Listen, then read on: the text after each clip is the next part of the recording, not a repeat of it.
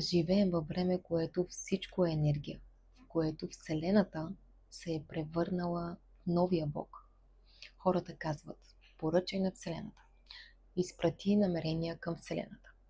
Вселената ще те чуе. Но нещо липсва тук. Не би ли се струва, че нещо липсва?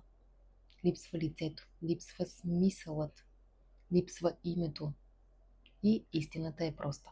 Вселената не създава, тя е създадена.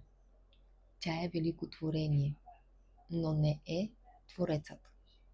Тя няма воля, тя няма сърце. Тя не прощава, тя не обича.